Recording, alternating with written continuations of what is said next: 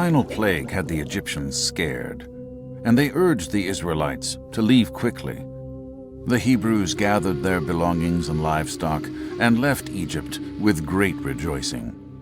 To make their departure even sweeter, as this massive sea of men, women, children, and flocks and herds of livestock made their way out of Egypt, the Egyptians loaded them down with incredible treasure.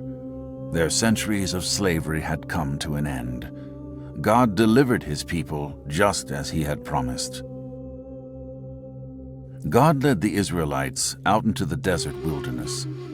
While on their journey, God cared for his people. To help them find their way, he led them in the daytime as a pillar of cloud.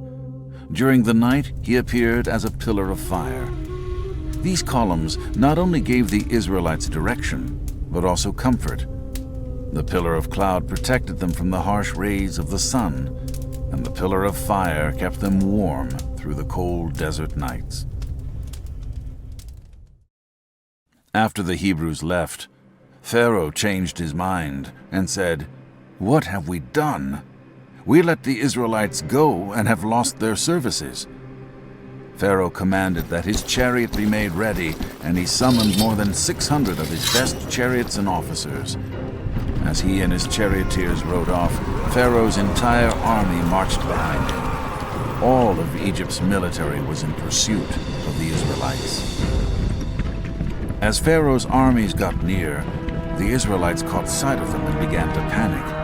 They quickly turned on Moses and asked him, "Why did you bring us out of Egypt to die in the desert?"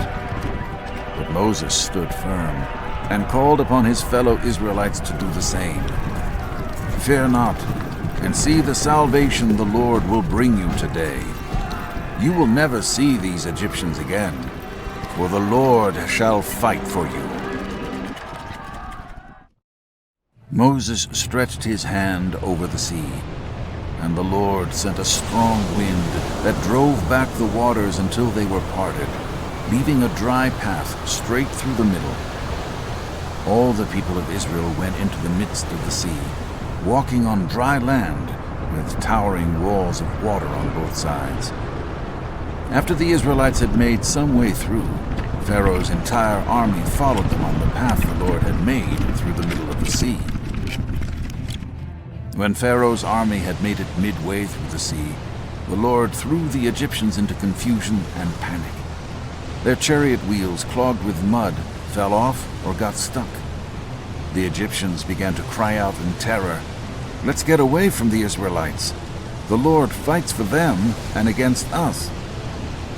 Once all the Israelites had made it across safely, the Lord had Moses stretch his hand out across the sea again, and walls of water collapsed, crashing down in huge waves upon the Egyptians. Not a single Egyptian who went into the sea survived. After this mighty display of the Lord's power, the Israelites trusted him and Moses as his servant. God had freed them from slavery and from the attacking Egyptian army. Overjoyed, Moses and all the people of Israel began to sing praises to the Lord. The people sang, "I will sing my heart out to God.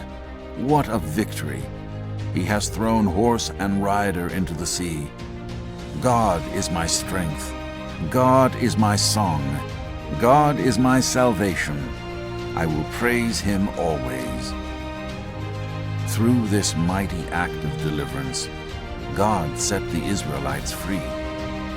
The Lord would be their God, and they would be his people.